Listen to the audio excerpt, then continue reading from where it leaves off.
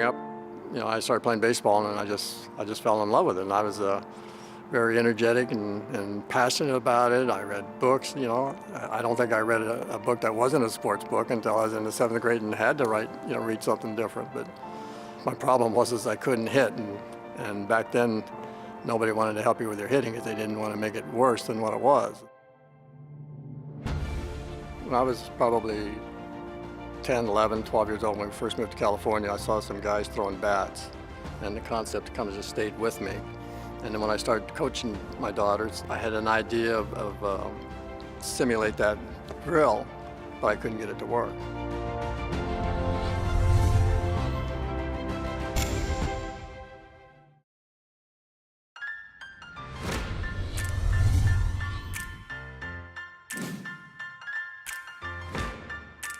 Not until 25, 30 years later that I'm working with a girl, and she's got a flaw in her swing, and we wanted to correct it, and we could correct it on a tee, but it was only momentarily because she'd get into a pitching machine and she'd revert back. And I've always heard it takes 2 weeks to replace a bad habit with a new one. And I'm at work one Saturday, and there's nothing else to think about except hitting, and I'm thinking, what can I do to try to shorten that 2-week period? And I picked up a 1-inch diameter piece of plastic, and I was swinging it, thinking about it, and all of a sudden I look on the ground and I see some PVC, and I know it's got a 1-inch hole in it. So I said, I think this is what I tried to do 25 years ago. And I went up, chopped up some pieces, and went outside and started swinging, and it worked perfect. So from there, within a couple hours, I had 2 bats made. One was a clicker, and the other one, I drilled out some wiffle balls, and I took it to the next hitting lesson. I asked this girl to swing the bat, and she hit a ground ball back up towards the middle, and I said, hit a fly ball to center field. Well, she had to figure out what she had to do that. And that was all it took. She now was hitting nothing but line drives, and she had a nice lift in her swing. So I went and got a patent on the bat. And the first year, 2 years was kind of like developing the ideas, making sure that this was really the right concept. And I said, well, if I modify it and put a ball on there and have the ball come off, then I've got both concepts into one. And I did that, and it just worked perfect.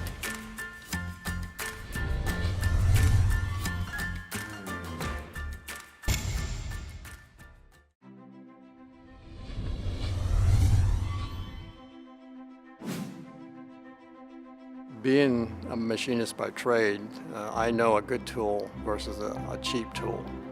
You're better off to spend a little extra and get the good tool versus something that's not going to last very long. I remember being in Europe, 15, 20 years ago, and the thing you notice that everything that they build, it's to last. Then when I first started to make that bat, I wanted to make something that would last, and I knew that would satisfy a lot of people's demands as far as having a quality item that's not you're gonna throw it away. This was the first bat ever sold. Alan sold me this 5, 6, 7 years ago, and I did the math, and as of last year, this thing had 5 million swings through it.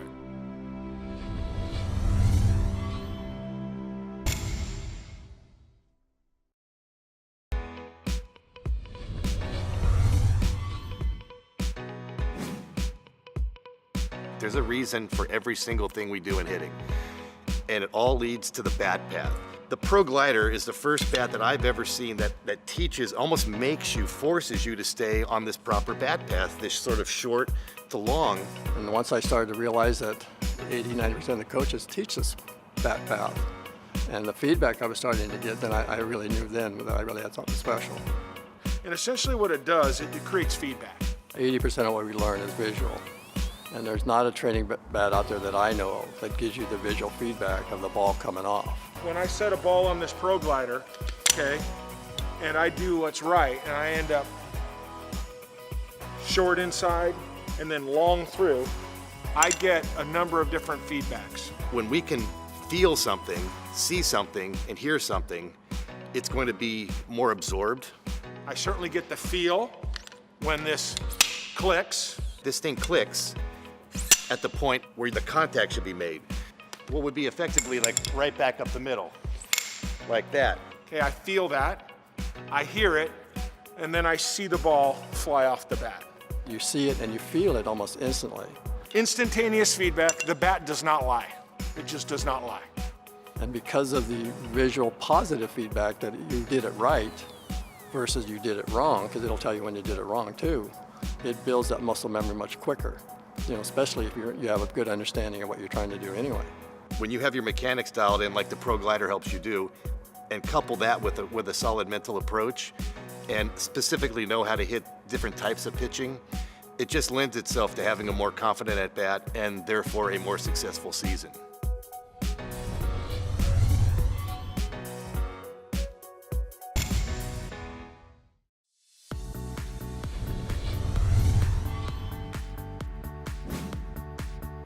And when you think about why doesn't a player practice more on his own? And a lot of it's because he doesn't have the facility, he needs other people. But with the Proglider, you can do it, and it is, like you said, it is fun. I can't think of any, or have ever seen any other training device that allows you to practice without a ball and get something really good out of it. And secondly, even when you do use a ball, you can go in the backyard. I mean, you could go in a hotel room and flick this thing off of the curtains and dial in your swing before you even get on the bus to go to the game. I mean, this is what I would have been doing back in the day.